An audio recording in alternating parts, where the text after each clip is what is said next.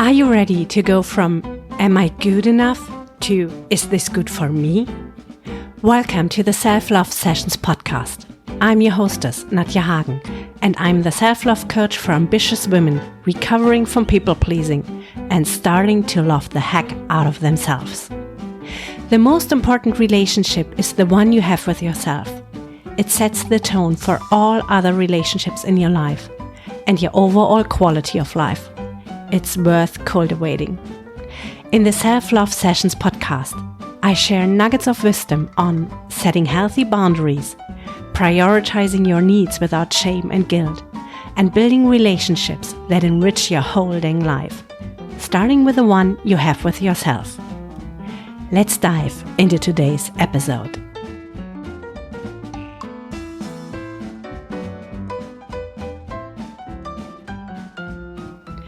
Welcome to the 8th episode of the Self-Love Sessions podcast. Today I want to discuss with you the question, am I responsible for other people's feelings? Because the answer to this question is not as obvious as it might seem on the first sight. And it is definitely not a yes and no answer. That would be quite simple, and I love simple things, but in this case we need to differentiate. So first things first, we all react differently. We have different experiences, we have different life paths, and all this determines how we instantly react to certain situations. So a very quick and easy answer to am I responsible for other people's feelings would be a no, because I can't decide how you react towards something I say to you or something I do to you. But that is a little bit too simple here, right? If somebody comes across and acts like a jerk, then you probably are sad, annoyed, or get mad about this person, right? Is this person now responsible for your feelings? To be honest, it's challenging to give a clear answer to this question here. Because on one hand, it's your reaction. You decide how you react to something. These are your emotions, and only you can determine your emotions. At the same time, somebody acting like a jerk, like an idiot, being mean, being rude, that is definitely something that is in our control, how we act towards others and which standards we have to which we hold our own behavior. So let's dive a little bit deeper here. Let's look at the first thing. Do you really consciously decide how you feel about something? Yes and no. Again. We humans normally have instant reactions to certain things. So if one specific situation occurs to you, you will react to it differently than I do. And these patterns with which we react, these emotions that come up automatically, they are shaped by the experiences we all have made during our upbringing. So the most critical years here are the years between 1 and 7 years. And I see this a lot with my own daughter. Sometimes she reacts and I need to laugh because I recognize myself in her reaction. Some of these reactions are amazing and I'm so proud of it. And some of these reactions is where I need a little bit of humor and look myself into the mirror, which in this case is her beautiful face, and notice that it would be better to react differently in the future and be a better role model here. And the same happened to you. You were kind of characterized by the reactions that you have seen by your caregivers in early years. Some of them, we just take them over without checking on them, without filtering them. And at the same time, we are in a place where we can bring awareness to situations and awareness to our own emotions. And we can decide consciously that we want to react differently. So let me give you a practical example here, because otherwise it gets very theoretical and difficult to follow. And that's not what I want. I want to make it easily understandable and easily digestible for you. Imagine the postman is coming to your house and handing you over your letters for the day. And normally he's a very friendly and open guy who chats a little bit with you, but today he just hands over the letters and just straight walks away.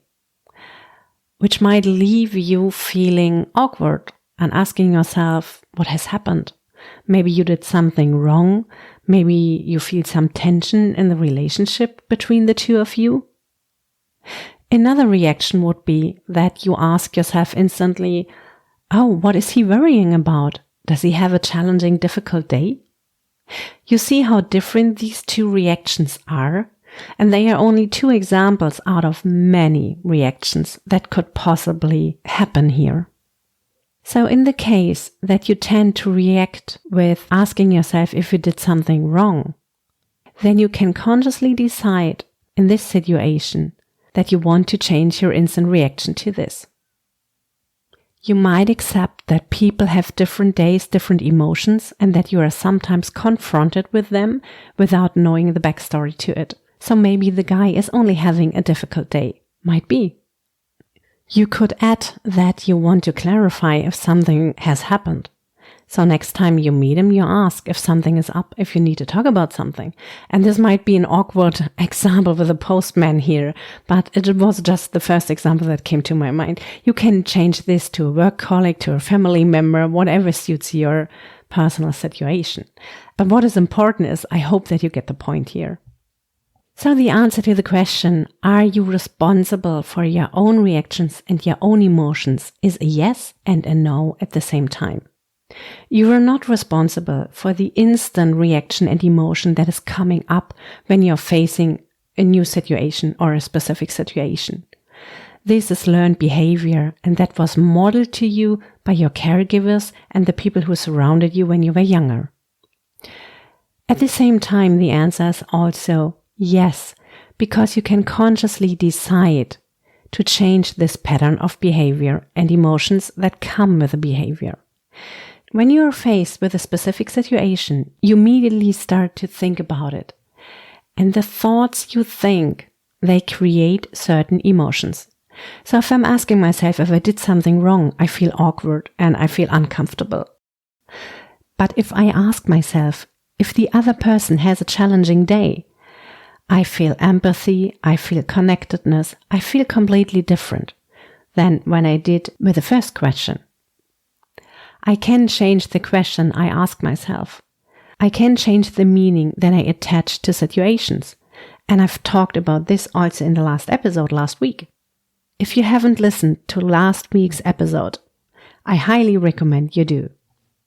So with the answer being a yes and a no at the same time for the question, am I responsible for my own emotions and reactions?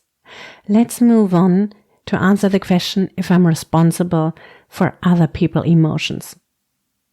I can't control other people's emotions at all. Not at all.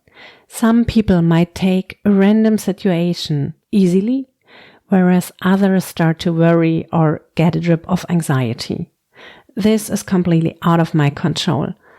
I can't determine at all how other people react to certain situations.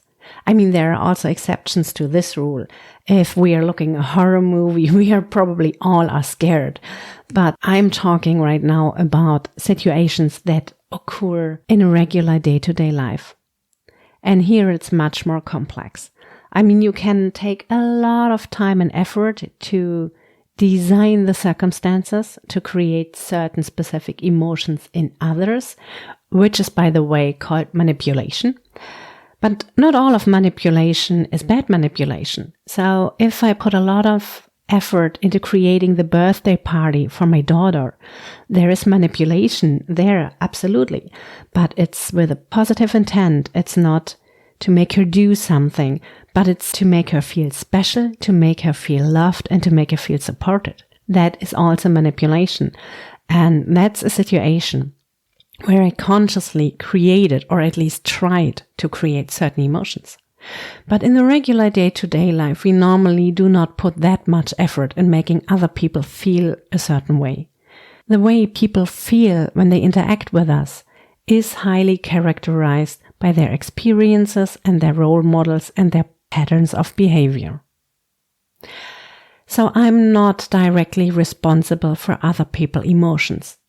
While at the same time, when I myself act like a jerk, I am definitely responsible for how I behave and how I treat others. If I treat other people badly or unintentionally or rude or mean, then I'm not responsible for their reaction, but I'm definitely responsible for the way I'm showing up.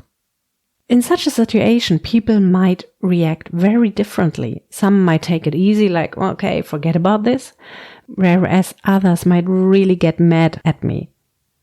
This also lies out of my control. But I should definitely have some standards of behavior, of how I want to treat others and how I want to be treated myself.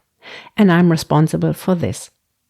So this is a complex mix of things that I can control, things that I should control, and things that are out of my control. And you see, life can be very, very complex sometimes. To be honest, more times than most of us would like it to be. So have grace with yourself along the journey and do have grace with others. We never know what is going on in another person's life. So just in case, it's always better to be kind and understanding than to be rude and cold and too direct in a negative way. And that doesn't mean that we don't have proper boundaries in place. Not at all.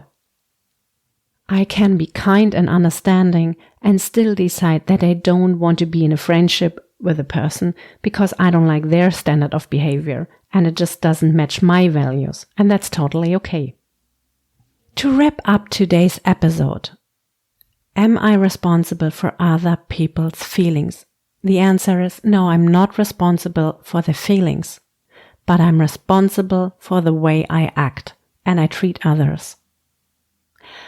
I'm also not responsible for my personal emotions that are coming up when I'm confronted with a situation, but I'm responsible on how I decide to act upon them, or if I don't act upon them at all. I'm also responsible for the patterns I have. I didn't install them in myself, but now as a grown-up, I have the responsibility to handle them well. So if I don't like my patterns, it's time for me to change them. And that's absolutely doable. I'm not responsible for other people's emotions, but I'm responsible for how I treat them.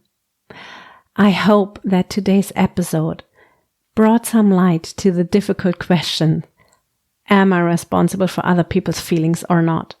Because I hear this question so often, repeatedly, over and over again from my clients, from friends, from other family members, and I've asked it myself over and over again until I took some time to dive deeper and really analyze what's going on here on different levels. And the answer I found to this question is a very valid one for me. I hope it is for you too. And I hope that the answer that we peeled back from all the layers that are involved here helps you to deal with the situations that are coming up in your life where you are asking yourself how far or if at all you are responsible for other people's feelings. Thank you for tuning into today's episode, and I talk to you in the next episode.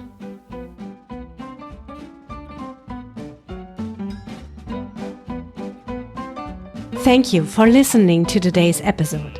If you found this valuable, please give a 5-star rating and tell other women that this show is worth listening to. I talk to you in the next episode.